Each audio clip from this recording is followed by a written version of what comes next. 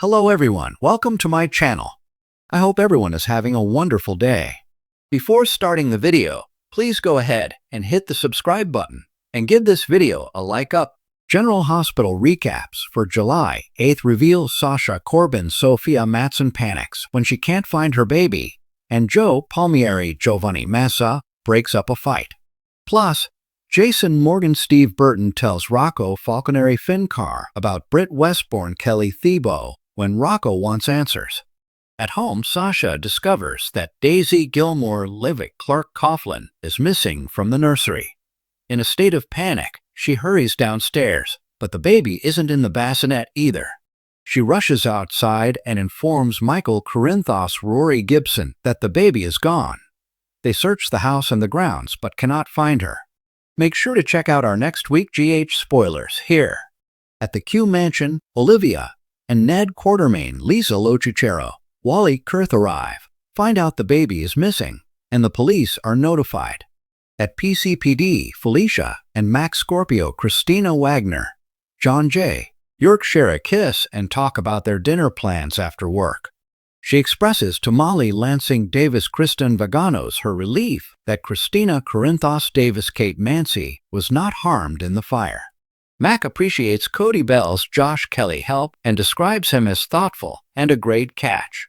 Molly agrees he is a good man while Felicia feels uneasy, aware that her husband is trying to matchmake. Then a police officer approaches and informs Mac about a potential child abduction. At the Quartermains, everyone comes together when Harrison Chase, Josh Swickard, and the officer arrive with questions. Michael regrets his decision to remove the camera from the nursery.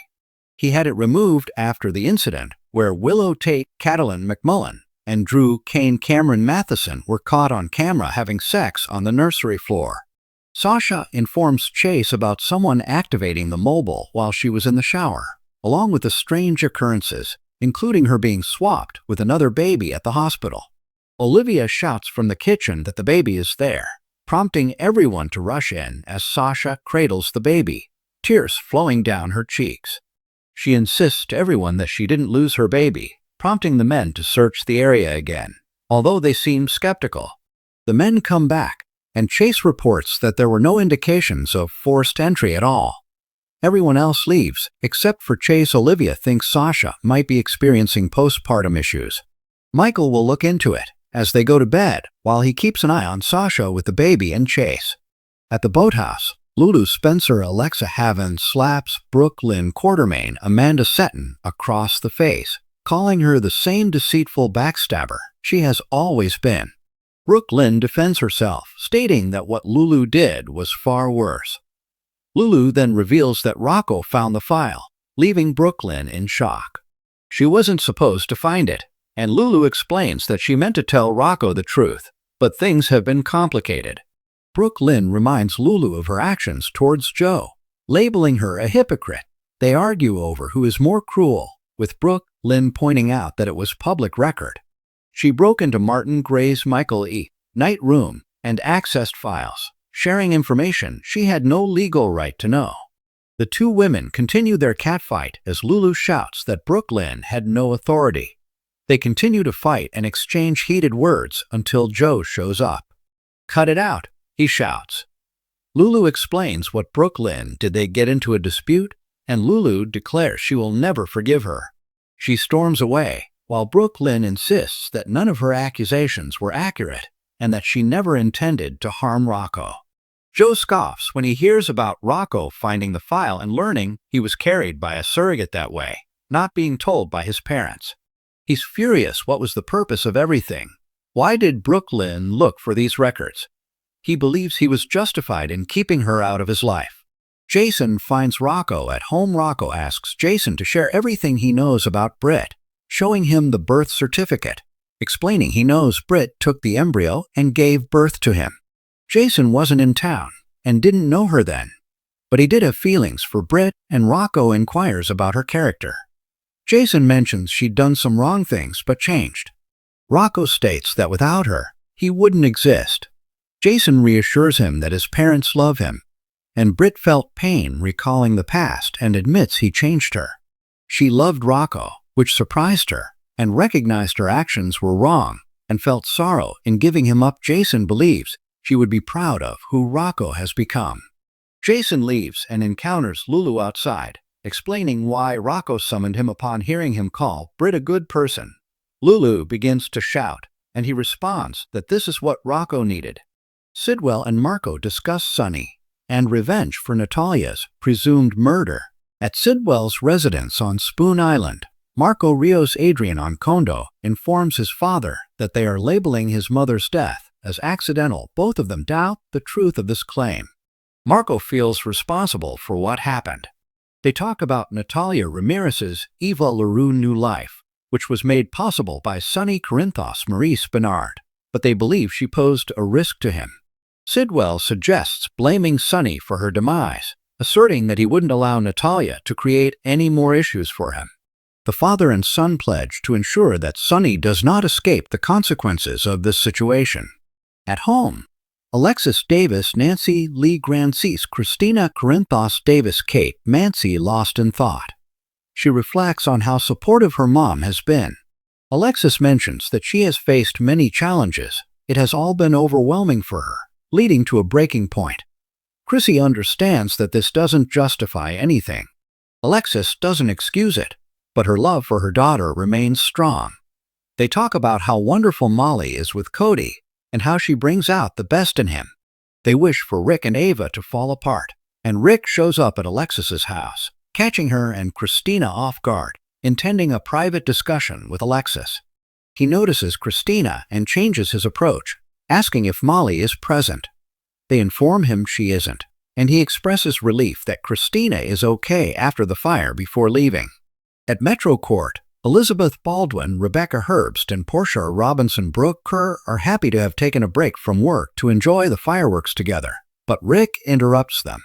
They discuss the Joel Sartori opening, and Rick asks Elizabeth to join him at the symphony next week. It's Gershwin, and she adores Gershwin. He receives a call and steps away while Liz apologizes to Portia, expressing her desire to spend time with her friend. When Rick returns, he has to leave quickly, and once he's gone, Liz feels guilty. Portia inquires about Liz's feelings regarding Rick. Liz enjoys his company, but believes it's better to discourage him. Portia understands that Rick was simply doing his job by helping Heather Weber Allie Mills get released. At Jerome Gallery, Nina Reeves Cynthia Watros is taken aback to find the walls empty. Isn't Joel Sartori set to open tomorrow? Ava realizes she's running out of time. She's working on getting the new lighting put in. Nina offers her assistance, but Ava declines. They talk about Nina delaying Willow in hopes that she won't marry Drew Cameron Matheson. Ava shares what happened on the morning of the divorce hearing. He was with Elizabeth, she mentions, implying that he didn't fully commit to the hearing because of that. Nina advises her to end things if he's unfaithful, but Ava is hesitant. He's enjoyable, attractive, and they typically make a great pair. Nina hurries to meet Willow for drinks while Drew is in D.C., and then Rick shows up unexpectedly, catching Ava off guard. The bank manager in the Caymans informed him that 2 of the funds have been overdrawn, and he demands answers. Ava explains that she required the money for the lighting. He remarks that it's an improvement over the lighting in Pentonville, which is where they could end up if she continues to waste money. She snaps back at him, revealing that Laura Collins' Jeannie Francis spotted him at Liz's place. She knows that Rick deceived her. Rick brought her some juice and tries to placate Ava. She's okay with that, but not with his lies. He barks again about her taking money, and she gives him the boot. Cody Bell, Josh Kelly arrives with his tools, and he explains to Rick that Ava hired him to install shelves. He gets to work while Rick mentions he'll see her at the show tomorrow and leaves. Cody begins his task as they work. Cody leans in and kisses Ava, and she reciprocates. Then she steps back, and he asks if that was all right.